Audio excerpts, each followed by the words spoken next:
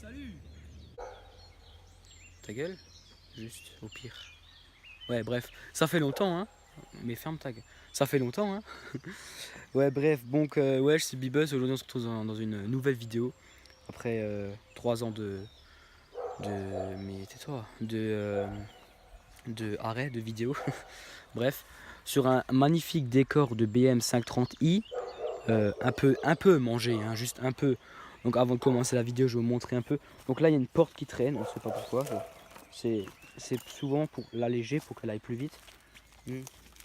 Et là, on arrive sur une 530D, 530D, oui, 530i, assez pas mal, de type 6 cylindres, de type un peu, ça va faire 20 ans qu'elle est là et que c'est un peu de la merde. Bon bref, c'est pas le sujet de la vidéo. Aujourd'hui on se retrouve dans une vidéo où en fait je vais faire un tuto.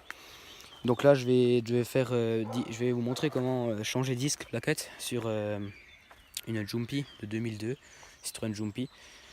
1 litre 9D, 175 chevaux, ça marche fort. Quand tu passes la première, t'es à 30, attention.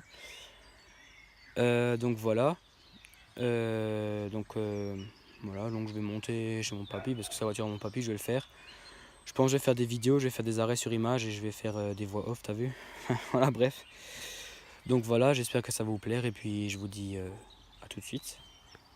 Ah, attends, faut que je te montre d'abord un petit truc sur la 530i du Seigneur là.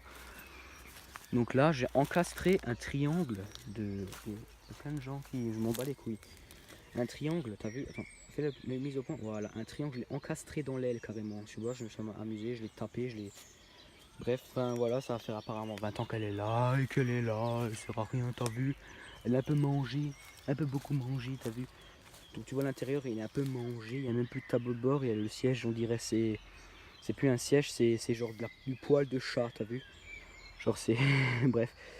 So voilà, j'espère que voilà, ça va vous plaire le petit sujet de vidéo et puis voilà, à tout à l'heure. Ouais, petite erreur de ma part, c'est pas une Jumpy, un 9D de 2002.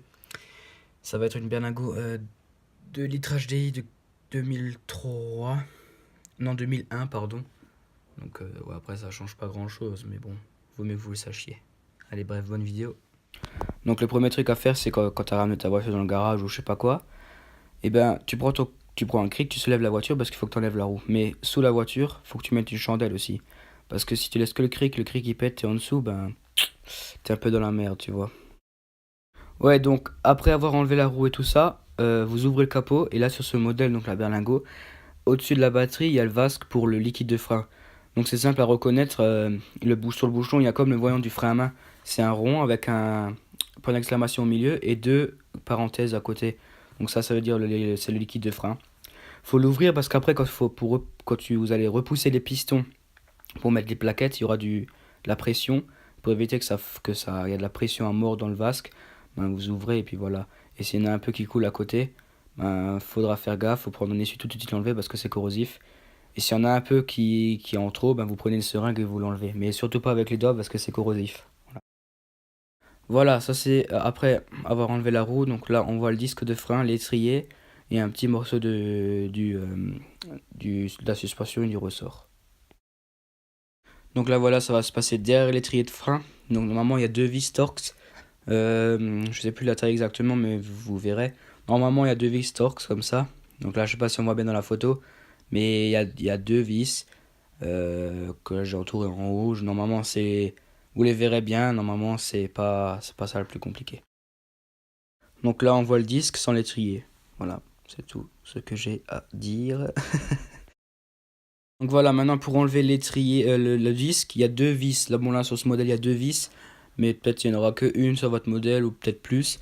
Donc il faut ouvrir ces deux vis. Mais ce que je vous conseille, c'est que moi j'ai fait une connerie là. Avant d'enlever l'étrier, vous laissez l'étrier, vous dites à quelqu'un qui freine à l'intérieur. Parce que s'ils sont bien serrés, vous allez avoir du mal avec le cliquet à tourner. Parce que le disque il tourne en même temps. Donc voilà.